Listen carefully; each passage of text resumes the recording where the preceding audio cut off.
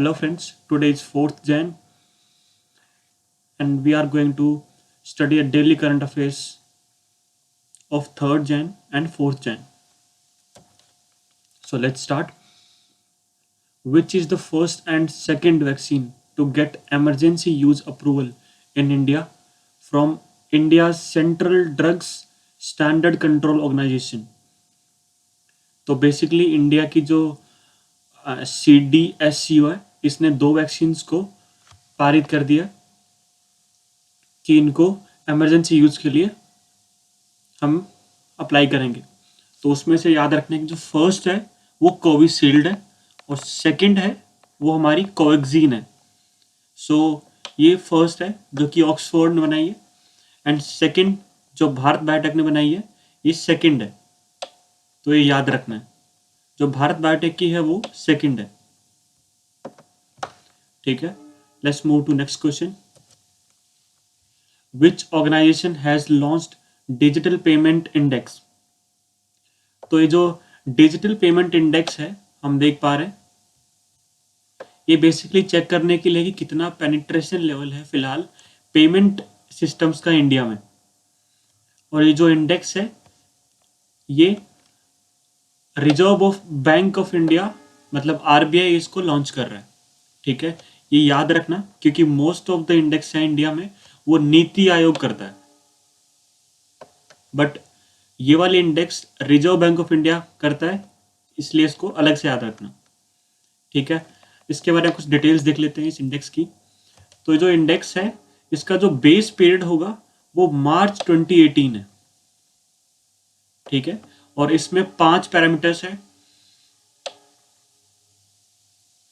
वो आप यहां से नोट कर लेना। पेमेंट इनेबलर्स मतलब जो भी पेटीएम वगैरह जो सर्विसेज देते हैं ये वाले, उसके बाद पेमेंट परफॉर्मेंस कि क्या ग्लिचेज आ रहे हैं इसके अंदर, इसको रन करने में या फिर क्या दिक्कतें को सामना करना पड़ रहा है, वो सब इसमें शामिल होगा। उसके बाद पेमेंट का इंफ्रास्ट्रक्चर कैसा है, मतलब इंटरनेट कैसा है, ये सब को मिला के इंफ्रास्ट्रक्चर एक ब्रॉड टर्म है, अम्ब्रेला टर्म बोलते हैं इसको। तो उसमें बहुत सारी चीज़ें आती हैं, मैन पावर भी आता है, ट्रेनिंग भी आता है, बहुत कुछ है इसमें। देन जो नेक्स्ट है वो demand side factors and supply side factors है। ठीक है, और जो लास्ट फैक्टर है वह कंज्यूमर सेंट्रिसिटी है। ठीक है, so let's move into next question. अभी एक स्टेट फार्मर ऑर्गेनाइजेशन ने ये जो कुंबुम पैनर जो थाटचाई, एक्चुअली तमिल नेम है इसलिए हम बोल नहीं पा रहे हैं, तो ये ग्रेप वैरायटी है जिसको GI टैग मिल सकता है। अभी सिर्फ इन्होंने अप्लाई किया है, तो इसका आंसर तमिलनाडु होगा। और इससे वाइन बनती है बेसिकली, इसलिए ये बहुत फेमस है। और इसलिए फेमस है क्योंकि एक वैली के अंदर प्रोड्यूस होता है, तो उसकी वजह से इसको जोग्राफिकल टैग मिलने के चांसेस बहुत ज़्यादा है। तो नेक्स्ट क्वेश्चन है कि who will be honoured with the humanitarian award 2020 at Norway Bollywood film festival? तो हम जानते हैं कि सोनू सूद ने बहुत अच्छा काम किया था अभी कोविड-19 के लॉकडाउन के दौरान, तो इन्हीं को मिलने वाला है ये। और तो इसको याद रखना है क्योंकि ये अभी रिसेंटली दिया गया है, इसलिए काफ़ी पेपर में पूछ सकते हैं इसको। So let's move to next question. Who becomes the first women chairman of SAIL? ये स्टील अथॉरिटी ऑफ इंडिया है। ठीक है, और सोमा मोंडल इसकी फर्स्ट चेयरमैन बनने वाली है। और ये फर्स्ट विमेन चेयरमैन है, इसलिए इसको याद रखना ही बहुत जरूरी हो गया। ठीक है, चलो नेक्स्ट क्वेश्चन देखते हैं। Which businessman SEBI has fined? Okay, so ये मुकेश अंबानी है। ठीक है, रिचेस्ट मैन ऑफ इंडिया। इन्होंने 2007 में जो भी ट्रेडिंग में मिसयूज किया था उसके खिलाफ इन्होंने फिलहाल इन पे 15 करोड़ का फाइन लगाया गया है, और जो इनकी कंपनी है रिलायंस उस पर 25 करोड़ का फाइन लगाया गया है। तो क्या है पूरा मामला, इसको देख लेते हैं। हम जानते हैं कि SEBI security exchange board of India ये कैपिटल मार्केट रेगुलेटर है। ठीक है, उसके बाद इसने पेनल्टी लगाई किस पे? मुकेश अंबानी पे, जो कि चेयरमैन है किसके? रिलायंस इंडस्ट्री लिमिटेड के, RIL से बोलते हैं, ठीक है। और ये ऐसा क्यों किया गया है? तो ये लाइन लिखो है, manipulate trading in shares of Reliance petrochemical limited और पेट्रो लिमिटेड इन 2007। तो इसकी वजह से जो इनसाइडर ट्रेडिंग होती है बहुत ही इलीगल होता है। तो इसके लिए, ताकि जो कंज्यूमर्स उनको नुकसान ना हो, जो भी शेयर मार्केट पैसे लगाते हैं उनको, उपभोक्ताओं को नुकसान ना हो, इसलिए कानून थोड़े कड़े किए जा रहे हैं काफ़ी सालों से, उसमें से ये भी पार्ट है। और ये बहुत अच्छी चीज़ है फिलहाल के लिए, ऐसा होना भी चाहिए, नहीं तो बहुत लाखों करोड़ का नुकसान हो जाता है। ये हमने देखा भी था पीछे, जब सहारा जो फाइन लगाया गया था वो भी इसी लीग में था, ठीक है। Next question is which country has changed words in its national anthem. Okay, तो अभी हम देख सकते हैं कि इसमें ये वाला जो लाइन है, for we are young and free, ये लाइन चेंज कर दी गई है। और ये जो कॉन्स्टिट्यूशन है ये बेसिकली ऑस्ट्रेलिया का है। अब ऐसा क्यों किया गया है?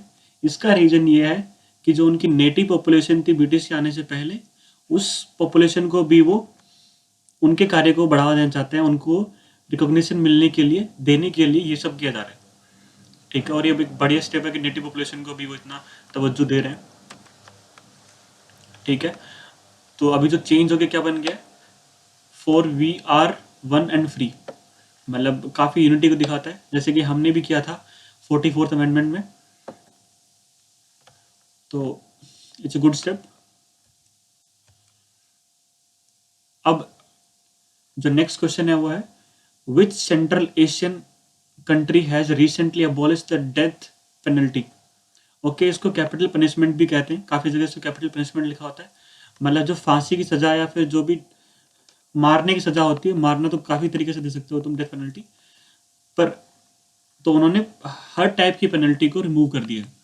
ये कंट्री है कजाकिस्तान, एक सेंट्रल एशियन कंट्री है। इसी कंट्री ने कुछ साल पहले अपनी कैपिटल थी वो भी चेंज कर दी थी, कैपिटल इसके नूर सुल्तान से थी पहले, अब वो अस्ताना हो गई है। Let's move to next question. On 1st January 2021 which country has abolished the tampon tax on the women's sanitary products। Okay, तो जो विमेन सैनिटरी प्रोडक्ट्स हैं उसके ऊपर ये जो सेल्स टैक्स है, टैम्पॉन टैक्स है, ये सेल्स टैक्स है, ठीक है। ये बेसिकली वैट है, वैल्यू एडेड टैक्स है ये,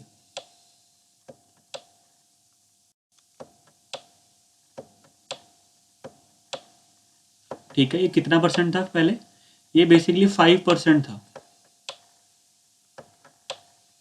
ठीक है। तो जो गवर्नमेंट ने प्रॉमिस किया था कि हम उसको रिमूव करेंगे, फाइनली गवर्नमेंट ने अपनी बात मान ली है और उन्होंने इसको हटा दिया है। तो ये ब्रिटेन गवर्नमेंट ने ऐसा किया, ब्रिटिश गवर्नमेंट ने ऐसा किया, और इन पे काफ़ी प्रेशर भी था, जो सोशल इंस्टीट्यूशंस ने काफ़ी प्रेशर बना के रखा था, तो उनकी बात इन्होंने एट लास्ट मान ली है।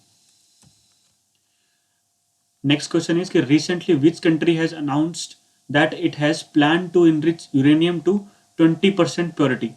ओके, ये क्वेश्चन बहुत ही इंपॉर्टेंट है, ये मैं कहता हूँ कि काफ़ी कुछ एग्जाम में आएगा भी। क्यों? क्योंकि फिलहाल हमने देख चुके हैं कि यूरेनियम जो बॉम्ब बनता है उससे रिलेटेड काफ़ी चीज़ें न्यूज़ में चलती हैं और वो काफ़ी चीज़ें पेपर में भी आती हैं। तो ये जो कंट्री है वो ईरान है। क्या इन्होंने पहली बार किया? नहीं, जब इन पे सैंक्शंस लगे थे और जो एग्रीमेंट हुआ था उस टाइम भी इन्होंने 20% अचीव कर लिया था, ठीक है। लेकिन जो इंटरनेशनल एजेंसी है जो इनको देखती थी, IEA, उसने बाद में बोला कि तुमको इससे डिक्रीज करना, तो इन्होंने उस प्योरिटी को डिक्रीज कर दिया था, ठीक है। अब डिक्रीज करके बेसिकली ये एनर्जी बनाने वाले लेवल तक लेके आते हैं, और अगर इससे भी इंक्रीज करेंगे तो ये न्यूक्लियर बॉम्ब बन सकता है, और ऐसा कंट्री करने वाली ईरान है, ठीक है। हम जानते हैं कि नॉर्थ कोरिया भी इसी चीज़ों में शामिल रहती है, बट ये वाला जो 20% प्योरिटी है इसके लिए नहीं है, क्योंकि नॉर्थ कोरिया हम जानते हैं कि पहले से बना चुका है, और साउथ सुडान भी ऐसी कंट्री है जो बहुत ही अनस्टेबलाइज रहती है थोड़ा, ठीक है। Let's move to next question. The Chinese businessman who has become the richest Asian, he runs largest beverage company in China, ठीक है। इनका नाम क्या है? तो इसका आंसर होगा ए। इसको एग्जैक्टली कैसे प्रोनाउंस करते हैं वो तो पता नहीं है, बट आई गेस इसको ऐसे करते हैं, जोंग शनशान। ओके, अब इसके एक बहुत ही इंटरेस्टिंग फैक्ट है कि ये कंपनी बनाती क्या है। ये जो नोंगफू स्प्रिंग है, ये कंपनी क्या बनाती है? आप बिलीव नहीं करोगे, ये सिर्फ वाटर बेचती थी पहले। ये बोतल वाटर बेचती थी, ठीक है। उसके बाद इसने बेवरेजेस कंपनी में उन्होंने कदम रखा और बाद में जूस बनाने लगी। और अभी ये सिर्फ ड्रग्स और ये बनाती है। ड्रग्स मतलब मेडिसिन ड्रग्स बनाती है, ठीक है। तो मतलब फार्मा सेक्टर्स के अंदर भी इसका काफ़ी इन्फ्लुएंस है। लेकिन ये बहुत ही दुखद चीज़ है कि मतलब एक कंपनी जो पानी बेचती थी उससे इतना कमा रही है कि उसको बेचने वाला फिलहाल एक मतलब रिचेस्ट एशियन बिजनेसमैन है। तो हमें पानी बचाना चाहिए, और तभी ये, क्योंकि हमारे अभी वाटर स्कैरसिटी लेवल पहुंच चुका है। और जो कोविड-19 के बाद जो सबसे बड़ी प्रॉब्लम होगी वो यही होगी कि हम वाटर कैसे बचाएं। तो हमको इस पे जल संरक्षण पे हमको भी ध्यान देना चाहिए, ठीक है। Next question is, the government of India has recently prepared a bill to increase the age of shopkeepers selling cigarettes and tobacco products from 18 years to how many years? So government cigarette जो बेचने वाले हैं उनको उनके लिए as level बढ़ा रही है।